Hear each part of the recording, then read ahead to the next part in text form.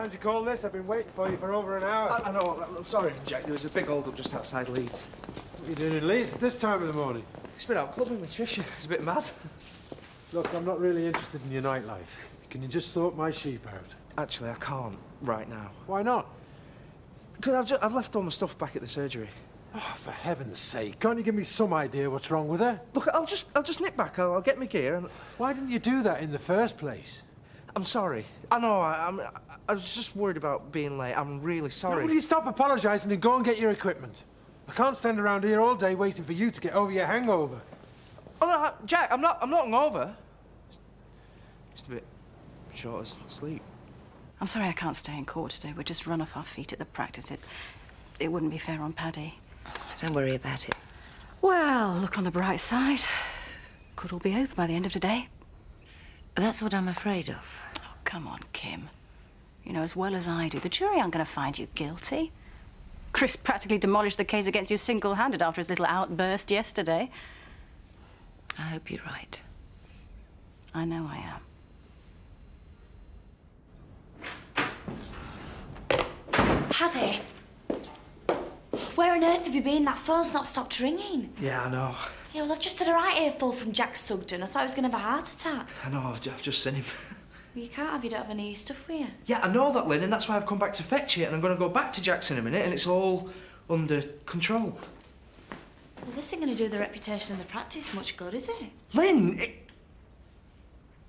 Where's Zoe? Running Kim into court. Right. Do you mind not saying anything about this?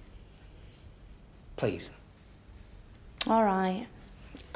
Mrs. Marchant, do you recall the evidence given by Miss Dixon earlier in the trial? She said that she obtained Orsino from your husband at midday on September the 15th. Yes. What were you doing at that time? Exercising the horses. So why didn't you notice that Orsino was missing? I think Steve's already said he switched the horses. He put a white daub on Toby's forehead to make him look like Orsino. But surely you still would have noticed that a horse was missing. I don't exercise them all at once. So if he timed the switch right, then no. And in the evening? You checked all the horses yourself, didn't you? I did. So why didn't you notice that Toby had been moved? If Orsino had been stolen at lunchtime, there would have been one empty stall, whatever swapping about had been done. Toby's one of the stable horses, and not nearly as valuable or as important as the stud horses. So checking them at night isn't an exact science. You look down a line of stalls, you can't necessarily see every one. Really? That's a bit slapdash, isn't it?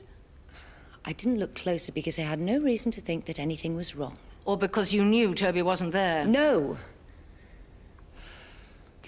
Do you think a minute goes by when I don't wish I hadn't looked down that line of stalls and seen that Toby had gone?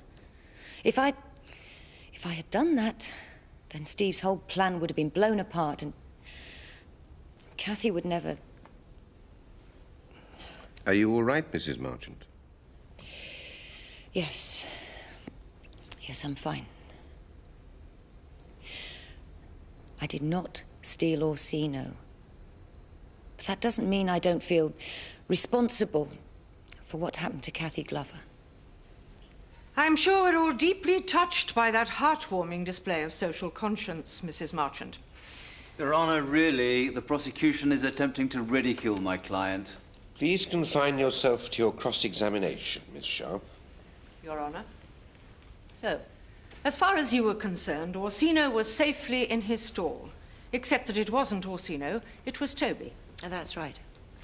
I would like you to take a look at these photographs, Mrs. Marchant. Exhibits D and E, Your Honour. Can you identify the horses in these pictures, Mrs. Marchant?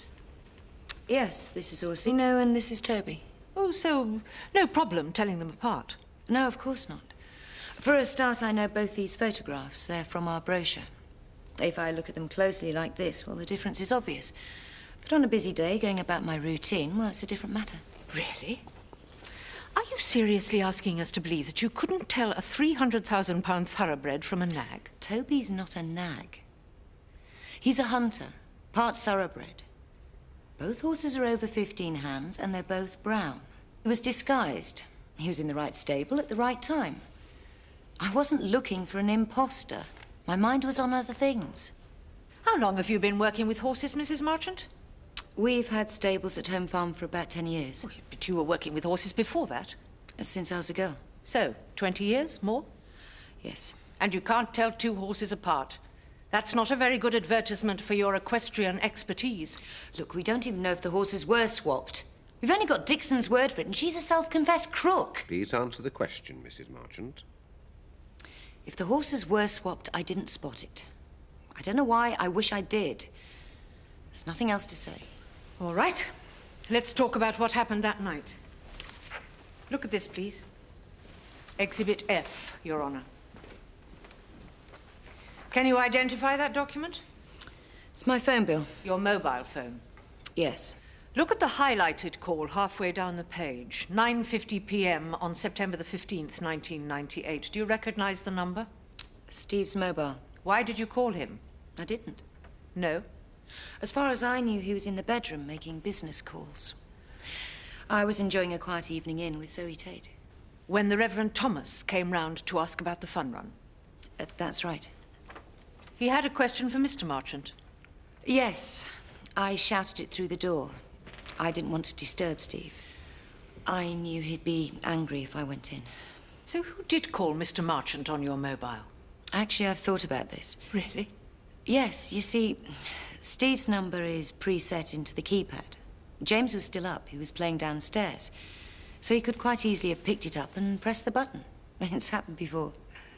How old is James? 2. Oh, he's a bright chap. I like to think so. So bright he was able to tell your husband all about the fun run. I beg your pardon? Well, by his own admission, Mr. Marchant wasn't in the bedroom when you called to him about the fun run. And yet, according to the Reverend Thomas, your husband was able to answer his query, unprompted, when he finally returned to the house. Now, how do you think he managed that? I don't know. Pardon? I said I don't know. Perhaps he heard us talking when he came down the stairs. Or maybe the vicar did ask him the question again. I don't know how Ashley can be so sure he didn't. Are you saying that the Reverend was lying? No, but I can't remember, not definitely. It was a trivial conversation. I have a different explanation. I suggest that when the Reverend came round, you panicked. You shouted the question through the door to play for time, fully aware that at that very moment your husband was miles away. No. Now, you had to pretend that he was there because this was your alibi. You'd sent him out to fake the horse theft at a time when Zoe Tate would be an alibi for both of you. That's not true. You realized your mistake. And on the pretext of taking out the rubbish, you quickly phoned Mr. Marchant to make sure that he knew what to say when he got back. This is a fantasy. Then how did he know, Mrs. Marchant? How did he know? Really, Your Honor, the prosecution is browbeating my client. Mrs. Marchant has already answered the question. Do you wish to add to your previous answer? No, Your Honor.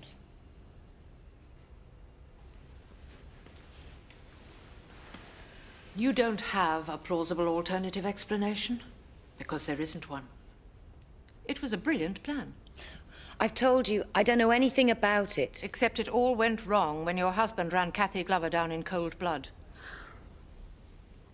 You couldn't trust him anymore, could you? He was a liability. You'd used him to do all your dirty work, and now he'd outgrown his usefulness. You set him up, didn't you, Mrs. Marchant? No. Or perhaps you just got too greedy. You wanted all the money for yourself. No, that's not true. None of this is true.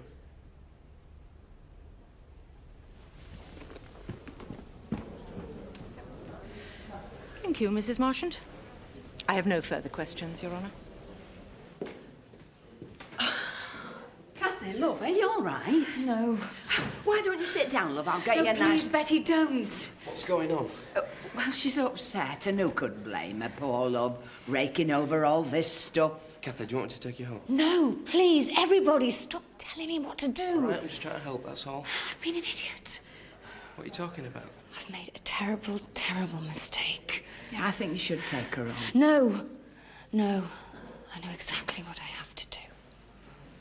Kathy, wait!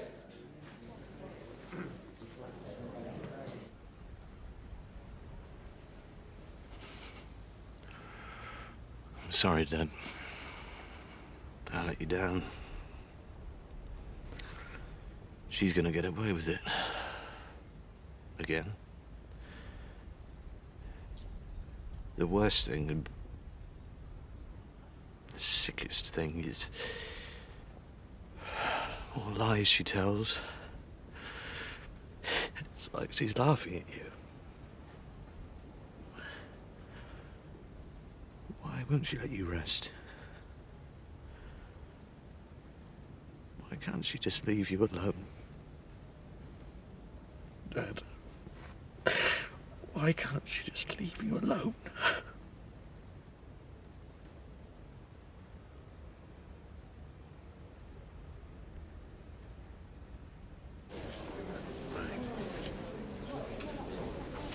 What's going on? Did you find her? I don't know where she's gone, Betty. Well, she must be somewhere. Did you have a word with one of the ushers? Shush, I think they're going to start again. I have received a request from Mr. Marchant's defence counsel that he should be allowed to re-examine Mrs. Glover. I have noted the objections from Mr. Derbyshire, but in the interests of justice and a fair trial for all parties, I have decided that this new testimony must be heard. Please bring Mrs. Glover to the stand.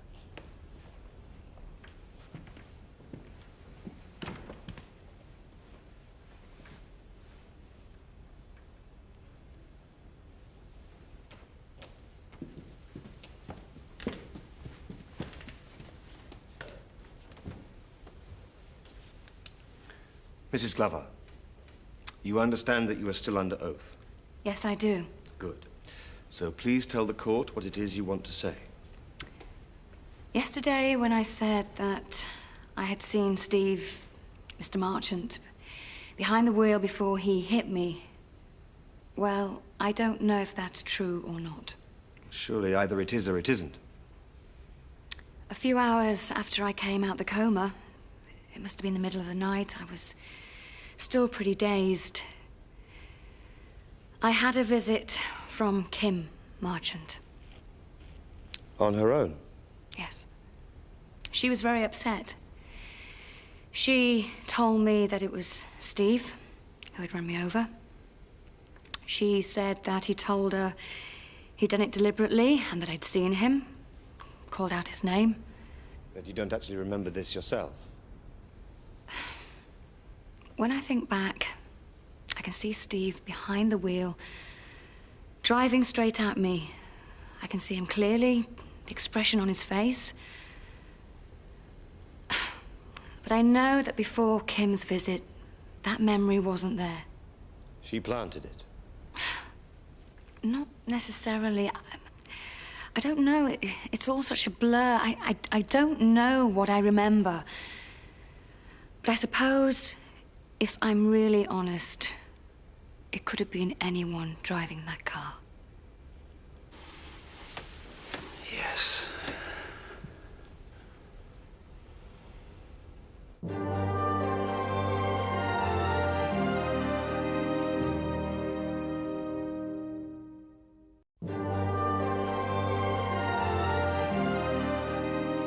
So, Mrs. Glover, when you gave your original testimony, you were lying.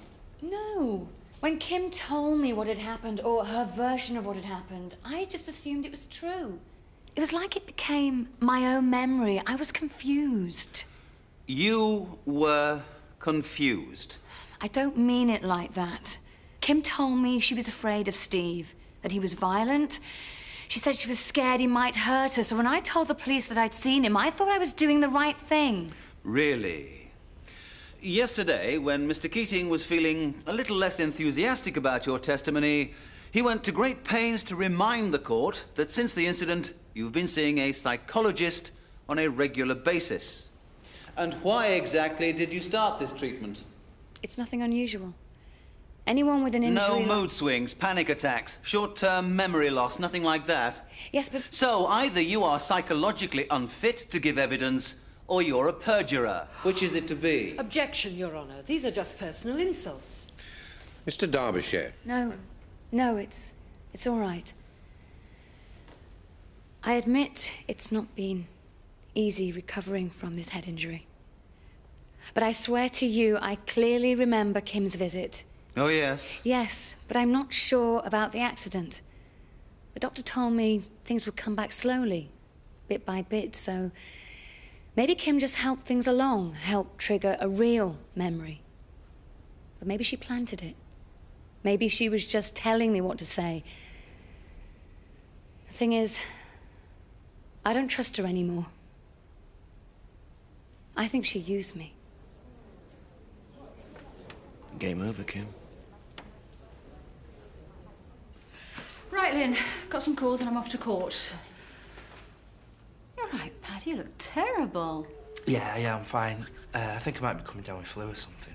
Well, go to bed if you're ill. Lynn can reschedule your appointments. No, it's nothing. And how was Jack? Pardon? Jack said him this morning. Right, yes. Jack was fine. Mm. The sheep, not so good. I'll see you later.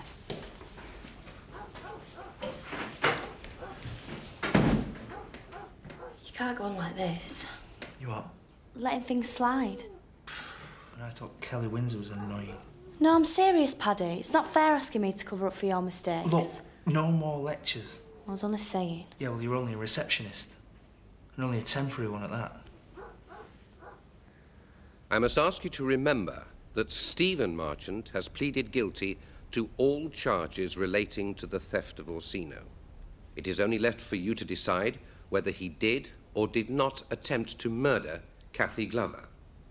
As for Kim Marchant, you must ask yourselves whether or not you believe that she was a victim of her husband's machinations.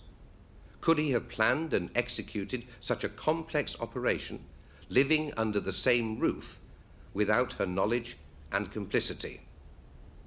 If you believe that he could, then you must acquit Kim Marchant. If you don't, then you must convict. Hi. I didn't expect you back so early. Well, there was only the summing up left, and I've got a pile of work to catch up on. Well, Kim may walk free, but I've worked out the final piece of the jigsaw. What are you talking about?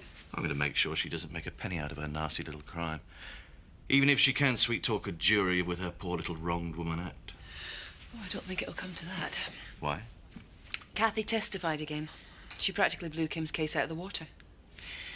Kim knew about the theft. Apparently, she came to the hospital and told Kathy what to say about identifying Steve. I hope she's got something fun planned for tonight, because this could be her last night of freedom for a long time. Chris, what's so funny? You'll see. You will now retire to consider your verdict. However, due to the lateness of the hour, deliberations will not begin until tomorrow morning. So I'm afraid you'll have to spend the night in a hotel. Thank you. All stand.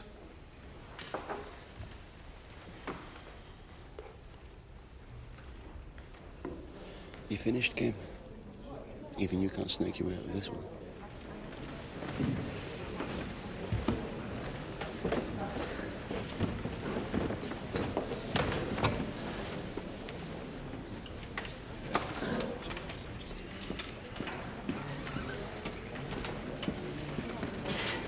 Kim, I think we should have a serious chat before you go off. Not now.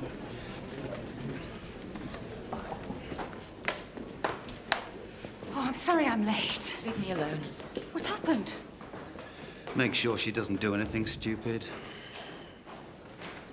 Kim, wait. If you will burn the candle at both ends, it'll do you no good at all. Pipe, please, Mr. Turner. Any news of the trial? Jury's out. Oh, is Kathy coming over? Nah, she went straight home after court, apparently. Pretty upset. There'll be a verdict tomorrow. Who knows? They'll be arguing it out all day, I should imagine, you know. Locked in a smoke-filled room, just like in 12 Angry Men.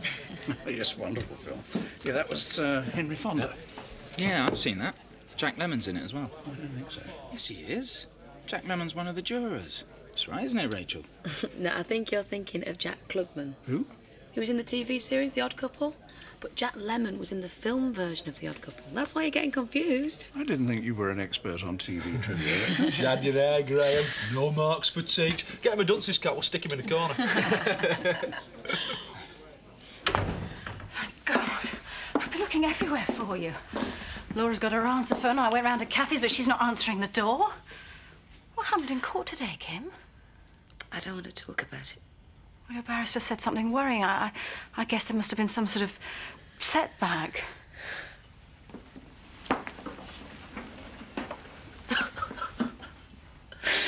So they're going to put me away? No. What's going to happen to James? I'm sure it's not as bad as you think. I didn't do it, Zoe. I know. I know. What am I going to do? Do you want me to stay? Thanks, but I think I'd like to be by myself. Are you sure? I'm sure. Okay. I'll see you tomorrow. Try and get some sleep. Yeah.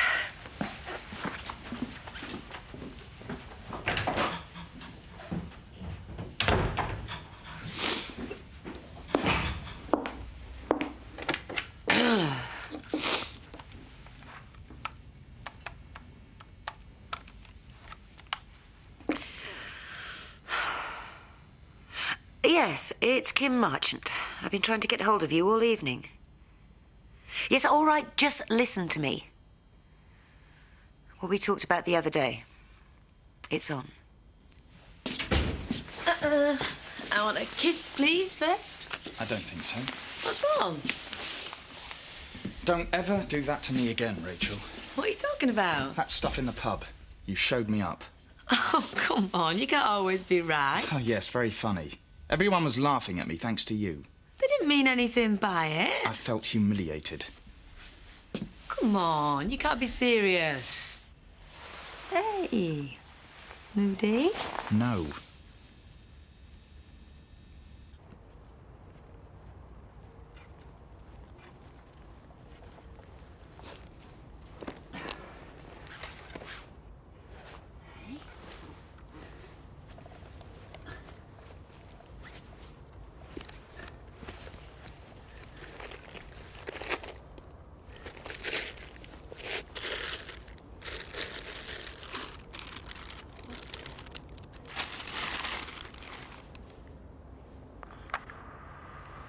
Ah, so it is you, Kim. Not that I can think of anyone else in the village who might have buried £190,000 in my father's grave. So, you've either got off scot-free, or you're trying to make a run for it. Well, hard luck. All that trouble you went to. And now I've got the money. And you're never going to see it again. Oh, Kim. I really wish I was there right now. Just so I could see the look on your face.